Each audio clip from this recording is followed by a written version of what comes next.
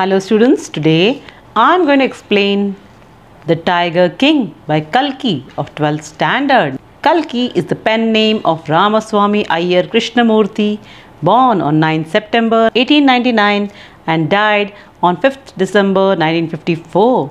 He was a Tamil writer, journalist, poet, critic and freedom movement activist.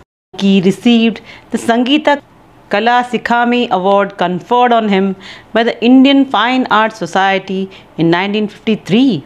On the occasion of the centenary celebrations, a postage stamp was released in his honor. His works were nationalized by the government of Tamil Nadu. Before we begin, I would like all of you to like and subscribe my channel English and Science Zone to watch my upcoming videos. Thank you one and all. The Tiger King by Kalki. The story revolves around a king whose death at the hands of a tiger had been foretold by astrologers. When he was born, he tried to reverse the fate spelled out for him, and the author uses thinly veiled satire to walk the readers through the king's attempts, which later proved futile, in a manner that makes the readers laugh.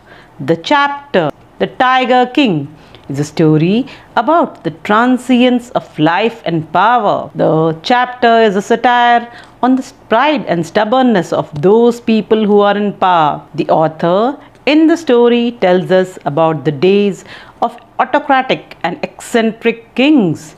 These kings fear the British as they lived under the thumb rule of the British. The Maharaja of Pratibandhapuram is the hero of the story.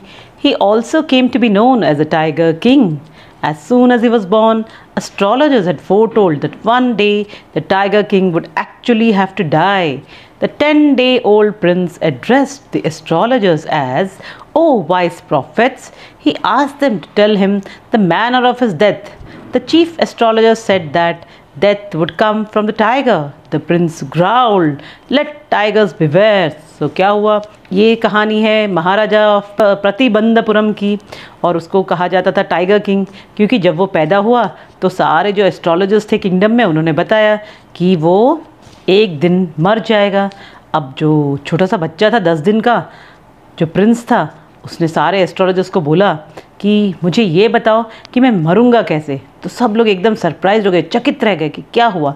और फिर astrologer जो थे, जो chief astrologer, उन्होंने बताया कि तुम्हारी death एक टाइगर की वजह से होगी। तो वो छोटा सा 10 दिन का बच्चे ने बोला, सारे टाइगर्स ध्यान रखना, अब मैं तुम्हें बड़े होकर मारने वाला हूँ। When the crown prince came of age at 20, his state came into his hands. There were many forests in the Pratibandhapuram state. They had tigers in them. The Maharaja started out on a tiger hunt. The Maharaja was thrilled when he killed his first tiger. He sent for the state astrologer. The old man said, "Your Majesty may kill 99 tigers in exactly the same manner, but you must be very careful with the 100th tiger." The astrologer promised to tear up all his books on astrology and set fire to them if he killed the 100th tiger. अब जब ये छोटा सा बच्चा 20 साल का हो गया, तब उसकी जो स्टेट था प्रतिबंधपुरम, वहाँ बहुत सारे टाइगर्स थे, और महाराजा एक दिन हंटिंग एक्सपेडिशन पे चला गया और वहाँ उसने अपना पहला टाइगर मार डाला। और फिर वो अपने एस्ट्रोलॉजर को बुलाने गया, और जब वो एस्ट्रोलॉजर आया तो उसने बोला कि तुम 99 टाइगर्स और मार सकते हो इसी तरह से, पर जब 100th टाइगर की बारी आएगी तो आपको बहुत ध्यान रखना है, और अगर 100th टाइगर आपने मार दिया तो मेरी जितनी भी किताबें हैं एस्ट्रोलॉजी पर मैं सारी जला दूंगा, फाड़ दूंगा, क्योंकि एस्ट्रोलॉजी में तो लिखा है कि तुम टाइगर से मरोगे। तो फिर उसके बाद क्या हुआ? The state banned tiger hunting by anyone except the Maharaja. The Maharaja vowed he would attend to all other matters only after killing the 100 tigers. Initially, the king seemed well set to realize his ambition. He faced many dangers too. Sometimes the bullet missed its mark. The tiger jumped upon him. He fought the beast with his bare hands. Each time it was the Maharaja who won.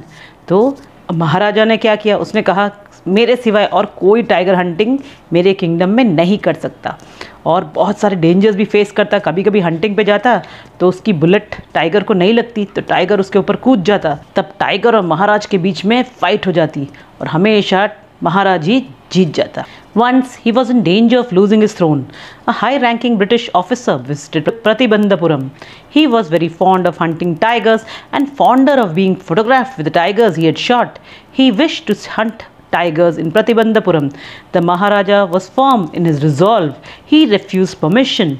Since he had prevented a British officer from filling his desire, the Maharaj stood in danger of losing his kingdom itself. The Maharaja and the Diwan held deliberations over this issue. After 50 expensive diamond rings of different designs were sent to the British officer's good lady, the king and the minister expected her to choose 1 or 2 rings and send the rest back, but she kept all of them and sent a letter of thanks. The Maharaja was happy that though he had lost 3 lakhs of rupees, he had managed to retain his kingdom. एक बार क्या हुआ, एक high ranking British officer Pratibandapuram में आया। उसको tiger hunting का बहुत शौक़ था और उससे भी ज़्यादा उसको फ़ोटोग्राफी का शौक़ था, वो हंटेड टाइगर्स के साथ। और उसने महाराजा से बोला मुझे टाइगर हंटिंग करना है। अब महाराजा को तो अपना वाव फुलफ़िल करना था, तो वो किसी को टाइगर हंट करने नहीं देना चाहता था। तो उसने सोचा अब क्या करें, तो उसके दीवान ने उसको समझाया कि आप उसकी वाइफ को डायमंड रिंग्स भेज दो तो वो शायद खुश हो जाएगी, तो और वो ब्रिटिश ऑफिसर टाइगर हंट के लिए जिद नहीं करेगा। तो जो किंग था और मिनिस्टर, उन दोनों ने मिलकर उसको 50 डायमंड रिंग्स भेजी जो बहुत कॉस्टली थी, और उन्होंने सोचा कि वो 1 या 2 रख लेगी और वापस कर देगी बाकी सब, पर उसकी जगह उसने सारी रख ली और महाराजा को 3 लाख रुपए का नुकसान हो गया। फिर भी वो खुश था कि अब वो ब्रिटिश ऑफिसर उसके किंगडम में अब नहीं आएगा और टाइगर हंट करने की जिद नहीं करेगा। The Maharaja's tiger hunt continued to be highly successful. Within 10 years, he had killed 70 tigers, but then there were no tigers left in Pratibandhapuram. One day, the Maharaja sent for his Diwan and told him that 30 tigers still remained to be shot down by his gun. He told the Diwan that he had decided to get married. The Diwan found the right girl from a state with a large number of tigers. Each time Maharaja Jang Bahadur visited his father-in-law, he killed 5 or 6 tigers. In this way, 99 tiger skins adorned the walls of the reception hall in the Pratibandhapuram palace. अब क्या हुआ, महाराजा धीरे धीरे उसने सारे जितने भी tigers थे प्रतिबंधपुरम में सब मार डाले और टोटल उसका काउंट हो गया 70 टाइगर्स। अब उस महाराजा ने अपने दीवान से बोला अब मुझे और 30 टाइगर्स मारना है, तभी मेरा पूरा 100 टाइगर्स का गोल पूरा होगा। और दीवान ने एक बहुत अच्छा काम किया, उसने एक अच्छी सी लड़की ढूंढी ऐसे स्टेट में जहाँ बहुत सारे टाइगर्स होते थे, और उस स्टेट की लड़की से जो प्रिंसेस थी उससे महाराजा की शादी करा दी। और अब से जब भी महाराजा जंग बहादुर अपने ससुराल जाते तो वो और बहुत सारे टाइगर्स हमेशा मार के आ जाते। धीरे धीरे 99 टाइगर्स उन्होंने मार डाले और 99 टाइगर्स की स्किन्स उनके पैलेस वॉल्स की शोभा बढ़ा रही थी। There remained just 1 tiger to be killed to reach the figure of 100, but the tiger farms had now run dry even in his father-in-law's kingdom. It became impossible to locate tigers anywhere. The Maharaja was sunk in gloom. Soon he got a happy news. In his own state, sheep began to disappear, frequently from a hillside village. Surely a tiger was at work. The villagers ran to inform the Maharaja, but the tiger was not easily found. The Maharaja refused to leave the forest until the tiger was found.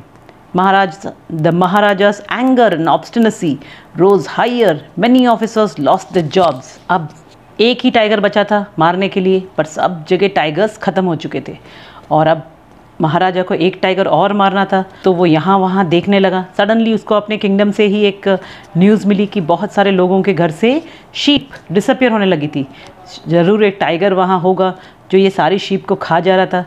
तो जल्दी से महाराजा वहाँ forest पहुँच गया और उसने कहा कि जब तक टाइगर नहीं मिलेगा तो मैं यहीं रहूँगा। और बहुत सारे ऑफिसर्स ने अपने जॉब्स खो दिए क्योंकि वो टाइगर को प्रोड्यूस नहीं कर सके। One day the tiger king was very angry. He called the Diwan and ordered him to double the land tax forthwith. The Diwan said that the people would become discontented. Then state too would fall a prey to the Indian National Congress. The king asked the Diwan to resign. The Diwan felt afraid. He felt life returning to him only when he saw the tiger which had been brought from the People's Park in Madras and kept hidden in his house. अब king जो था उसने दीवान को ultimatum दे दिया कि land tax को double कर दो। तो दीवान ने बोला अरे सारे लोग गुस्सा हो जाएंगे, सारे हमारे किंगडम के जो प्रजा है गुस्सा हो जाएगी और हमारा किंगडम इंडियन नेशनल कांग्रेस उसको हमसे जीत लेगा। तो किंग को गुस्सा आ गया और उसने बोला दीवान से तू रिज़ाइन कर दे या कुछ भी कर, मुझे टाइगर से मतलब है बस। तो दीवान ने फिर एक काम किया, वो एक पार्क था मद्रास में जिसका नाम था पीपल्स पार्क और वहाँ एक बहुत ही बूढ़ा टाइगर था, उसको वो लोग उठा के दीवान के घर में उन्होंने छुपा दिया और उन्होंने सोचा कि हम इस टाइगर को फॉरेस्ट में छोड़ देंगे और टाइगर किंग उसको 100th टाइगर अपना मार कर अपना काम पूरा कर लेगा। At midnight, the town was sleeping in peace. The Diwan and his aged wife dragged the old tiger to the car and shoved it into the seat. The Diwan himself drove the car straight to the forest where the Maharaja was hunting. Now the tiger refused to get out of the car. Somehow, Diwan hauled the beast out of the car and pushed it down on to the ground. अब जब सब लोग सो गए थे तब दीवान और उसकी wife ने वो ओल्ड टाइगर को अपनी कार में जैसे तैसे बिठाया और फिर वो सीधे वहाँ गए जहाँ पर महाराजा हंटिंग कर रहे थे और अब वो टाइगर को कार से बाहर निकालने की कोशिश कर रहे थे तो टाइगर बाहर ही नहीं निकल रहा था, वो कार में ही जम के बैठ गया था। अब जैसे तैसे उन्होंने उस बीस्ट को बाहर निकाला कार से और उसको ग्राउंड पर पुश कर दिया। On the following day, the same old tiger wandered into the Maharaja's presence and stood there. It was with boundless joy that the Maharaja took careful aim at the beast. The tiger fell in a crumpled heap. The Maharaja was happy that his vow to kill 100 tigers had been fulfilled. Ordering the tiger to be brought to the capital in grand procession, Maharaja left in his car. After the Maharaja left, the hunters went to take a closer look at the tiger. The tiger rolled its eyes and looked back at them. The men realized that the tiger was not dead. The bullet had missed it. It had fainted from the shock of the bullet whizzing past. One of the hunters took aim from a distance of 1 foot and shot the tiger. The dead tiger was taken in procession through the town and buried. अब क्या हुआ, वो tiger जो इधर उधर घूमने लगा निकलने के बाद कार से और वो महाराजा के सामने आकर खड़ा हो गया। एंड नाउ द महाराजा ने देखा टाइगर तो बहुत खुश हो गया, उसने एम लिया और टाइगर को शूट कर दिया और जैसे ही उसने शूट किया टाइगर गिर गया और जब वो गिर गया तो महाराजा बहुत खुश हो गए कि उसने 100 टाइगर्स मार डाले और उन्होंने बोला टाइगर को सब लोग लेके आओ मेरे कैपिटल में और अच्छी से प्रोसेशन में लेके आना, बैंड बाजा बजाते हुए लाना। और वो चले गए महाराजा अपने कार में बैठकर। बाकी सब लोग फिर टाइगर के पास एकदम गए तो उन्होंने देखा कि टाइगर तो अपनी आंखें खुली हुई थी टाइगर की और वो उनकी तरफ देख रहा था। तब उनको पता चला कि जो बुलेट जो महाराजा ने मारी थी वो अपनी टारगेट मिस कर चुकी थी और वो टाइगर सिर्फ उस बुलेट की आवाज़ से ही डर के मारे ही फेंट हो चुका था। अब उन्होंने सोचा ये वाली बात अगर महाराजा को बोलेंगे तो वो बहुत गुस्सा हो जाएंगे, तो उनमें से ही एक आदमी ने एम लिया और टाइगर को मार डाला और फिर उस टाइगर को लटका कर वो ले गए टाउन में। चारों तरफ बैंड बजाते हुए वो उस टाइगर को महाराजा के महल तक ले जाने लगे। तो इस तरह से क्या हुआ, महाराजा ने 100 टाइगर्स तो नहीं मारे, अभी तक उनका 99 ही स्कोर था क्योंकि ये टाइगर तो उनसे बच गया था। A few days later, the 3rd birthday of the Maharaja's son was celebrated. He wished to give him some special gift on his birthday. He spotted a wooden tiger in a toy shop and decided it was the perfect gift. That wooden tiger cost only 2 annas and a quarter, but the shopkeeper called it a bargain at 300 rupees. He praised it as an extremely rare example of craftsmanship. Actually, it had been carved by an unskilled carpenter. Its surface was rough. Tiny slivers of wood stood up like quills all over it. When the Maharaja was playing with his son, one of those slivers pierced the Maharaja's right hand. He pulled it out with his left hand and continued to play with the prince. अब महाराजा का वाव fulfil हो चुका था। अब उसने अपने सन की 3rd birthday celebrate करी और वो चाहता था कि अपने सन को वो कोई अच्छी स्पेशल गिफ्ट दे और वो टाउन में गया और वहाँ पर उसने एक वुडन टाइगर देखा एक शॉप के अंदर।